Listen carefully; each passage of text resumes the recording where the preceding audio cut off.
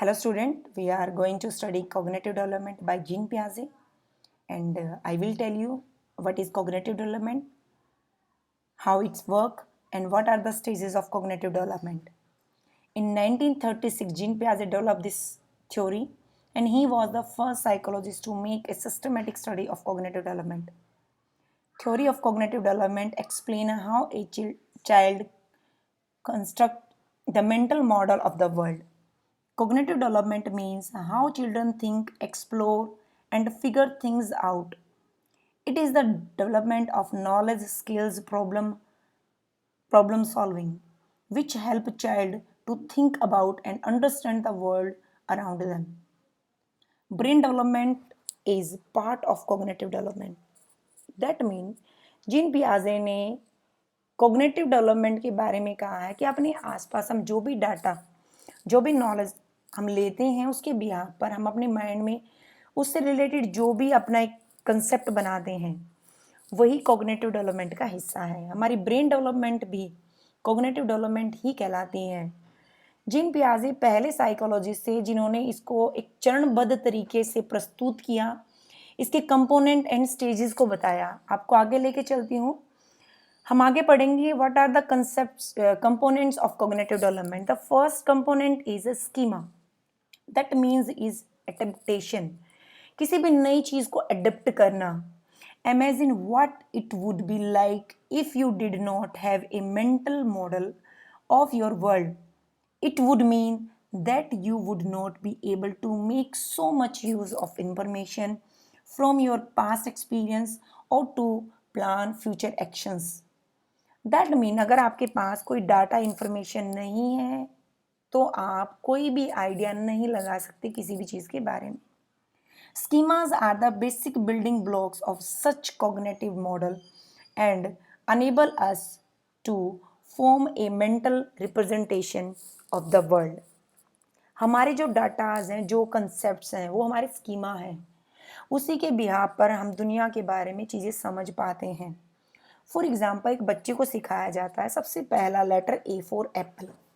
अब जैसे ही ए लिखते हैं तो ए को एप्पल ही बोलता है, वो ए फॉर एप्पल ही बोलता है, खाली ए नहीं बोलता। ये उसका स्कीमा बन गया है, ये चीज़ें उसके साथ रिलेट कर गई हैं। The second component is that assimilation. Assimilation का मतलब होता है ऐड समथिंग न्यू, कुछ नया अपने पुराने ज्ञान में जोड़ना। Which is using an existing schema to deal with a new object और सिचुएशन। पुरानी नॉलेज के साथ कुछ नई चीज़ों को जोड़ना, ये जो सिचुएशन है, ये जो टाइम है, इसको एसिमिलेशन बोलते हैं। फॉर एग्जाम्पल, स्टार्टिंग में बच्चे ने पढ़ा था ए फॉर एप्पल, अब उसको समझ में आ गया ए फॉर एप्पल इसलिए है क्योंकि एप्पल का फर्स्ट लेटर ए है, right. And the third component is accommodation. Accommodation का मतलब होता है रीअरेंज करना। दैट मीन उसके पुराने डाटा में कुछ कंफ्यूजन क्रिएट हो गया है, अब उसको उस चीज को रीअरेंज करना पड़ेगा। This happened when the existing schema does not work and need to be change to deal with new object और सिचुएशन। दैट मीन जो पुरानी नॉलेज है उसमें वो कंफ्यूज हो गया है, अब उसको कुछ टाइम चाहिए, किसी की हेल्प चाहिए अपनी पुरानी नॉलेज के साथ उस चीज नई चीज को एडजस्ट करने के लिए। फॉर एग्जाम्पल, उस बच्चे ने पढ़ा था ए फॉर एप्पल, अब उसने पढ़ लिया ए फॉर आंट। अब आंट क्यों है, ये चीजें समझने के लिए उसको किसी की हेल्प की जरूरत पड़ेगी, अब उसको किसी के साथ रीअरेंज करना पड़ेगा उन चीजों को। And the last one is equilibration. Equilibration को अगर हम लें, that equally balance. Equilibration is the force which drives the learning process, as we do not like to be frustrated and will seek to restore balance by mastering the new challenges. Once the new information is acquired, the process of assimilation with the new schemes which continue until the next time we need to make an adjustment to it. For example, उसी बच्चे ने A for Apple पढ़ा, A for aunt पढ़ा, अब उन दोनों चीज़ों को इक्वली बैलेंस कर रहा है कि ए फॉर एंट क्यों है, बिकॉज उसका फर्स्ट लेटर ए है। ए फॉर एप्पल क्यों है, बिकॉज उसका फर्स्ट लेटर ए है, राइट। अगर इसी चीज़ को मैं आपको दूसरे एग्जाम्पल के साथ समझाऊं तो वो क्या होगा, किसी बच्चे ने एक गाय को देखा और वो किसी से पूछता है कि what is this, someone said this is a cow, तो काऊ के जो फीचर्स हैं उसको वो समझ में आ गया कि इसका वाइट कलर है, ये इसका बॉडी स्ट्रक्चर होता है। आफ्टर सम टाइम ही सा एंड काफ, अब उसने एक काफ देखा। अब काफ देखने के बाद, एक बछड़ा देखने के बाद उसके दिमाग में क्या आया, कलर भी वही है, स्ट्रक्चर भी वैसा ही दिख रहा है, बट इसका साइज थोड़ा छोटा है। तो समझ जाता है कि ये है तो काऊ ही, बट उसका बेबी है। बट थोड़े टाइम के बाद जैसे ही वही बच्चा सेम टाइप का एनिमल बट कलर अलग देखता है, अब उसको कंफ्यूजन क्रिएट होगा, अब उसको रीअरेंज करने के लिए किसी की हेल्प की जरूरत पड़ेगी। तो यहाँ पर जो काऊ है, अब यहाँ पर उसको पता चला कि नहीं ये काऊ नहीं है, ये बफेलो है। एंड काऊ एंड बफेलो जब दोनों चीज़ों को जब वो रीअरेंज करता है, इक्वली बैलेंस करता है, तो वो एक ब्लैक एंड व्हाइट कलर की काऊ में भी डिफरेंस समझ आता है। It's not a buffalo, it's a cow. These are the components of cognitive development. आपको आगे लेके चलती हूँ। That are the stages of cognitive development. According to Jean पियाजे there is 4 stages of cognitive development. The first stage is a sensory motor stage. 0 to 2 year इस as को define किया है जीन पियाजे ने, एंड ही इज सेइंग, जैसा कि नाम से ही क्लियर हो रहा है, सेंसरी मोटर। इस एज के अंदर बच्चे की 5 सेंस ऑर्गन्स डेवलप होते हैं। वो किसी भी चीज को देखकर, सुनकर, फील करके महसूस करना शुरू करता है व्हाट इज रॉन्ग विद और व्हाट इज राइट। राइट।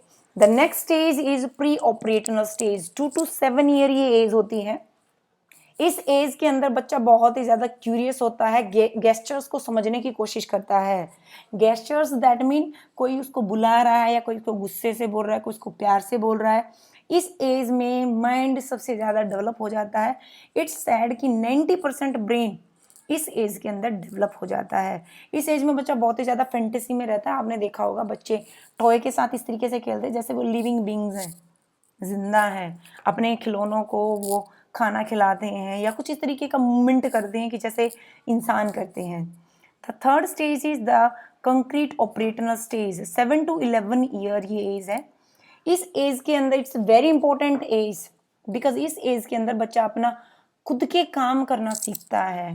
वो चीज़ों के लॉजिक्स को समझ जाता है, बगैर किसी की हेल्प के वो चीज़ों को रीअरेंज करना सीख जाता है।